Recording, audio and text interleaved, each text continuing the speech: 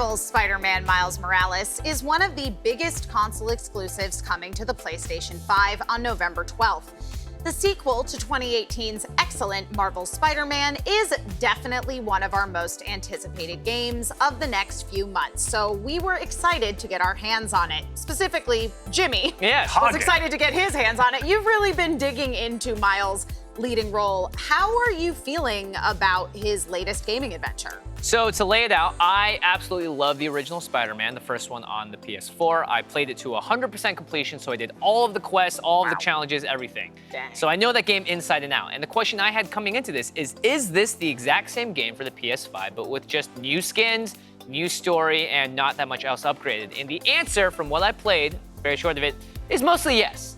It's pretty much the same game. However, there is a lot that I still enjoyed about the general experience because I did get to play it on the PS5.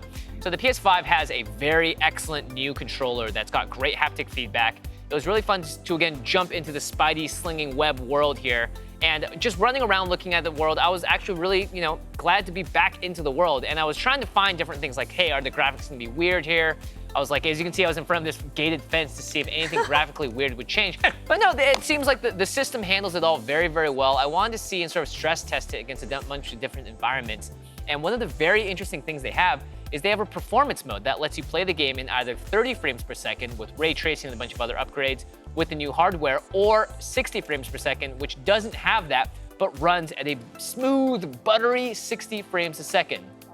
So here you can see that's the fidelity versus the performance mode.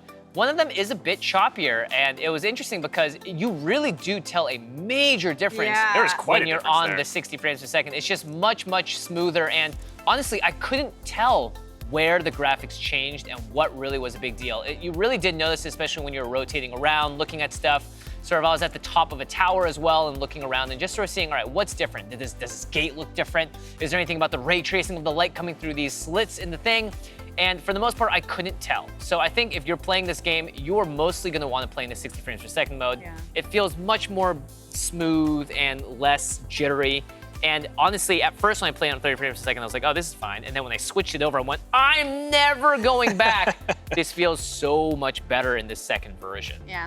Darth Onyx in chat says Spider-Man PS4 was excellent, so I'm not complaining about what's essentially a Miles Morales expansion pack. So the thing that I think is interesting, and this is a conversation we've had off air before, is this whole idea that I think out of our narrative games, we expect there to be a tremendous amount of difference between games, even in terms of maybe the gameplay style.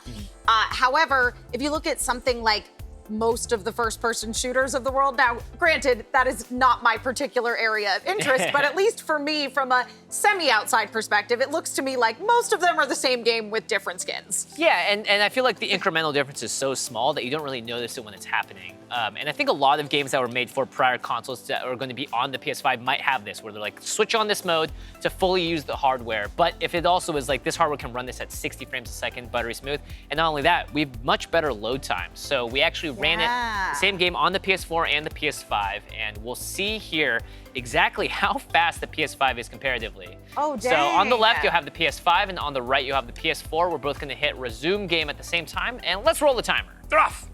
They're off to the races, and it looks like, wow. All right, PS5 has made it into the game at just under 2 seconds. It's still going. The PS4, cheese. Cheese indeed, is definitely chugging along here. How many seconds can we guess? Wow. It's still going. Okay, we're already 7 times past. Yeah. Oh, and hey, no, it's another loading screen. So that's Holy fascinating, cow. right? That is actually a noticeable and significant difference. And I didn't realize it, but it's true. When I did play the original Spider-Man and I would be redoing challenges, doing the Taskmaster things over and over again, I would have to sit and wait through the loading screen, and that tilted me a lot of the times. But that was nuts. The thing that sticks out in my mind the most, I guess, and I'm trying to couch my words because I very much enjoyed the first Spider-Man game, but by the end of it, I felt like the gameplay was kind of repeating itself quite a bit. And if this is just more of the same, is it enough to justify buying this at launch? And do you think it's a strong enough title to kind of bolster the sales of the PS5? An entire console to have very little load times might be enough. And the 60 frames a second, really, when you do play it and you're in the big city, you're looking down across the whole city, I'll post some of it to my Twitter later, it makes a big difference. Wow.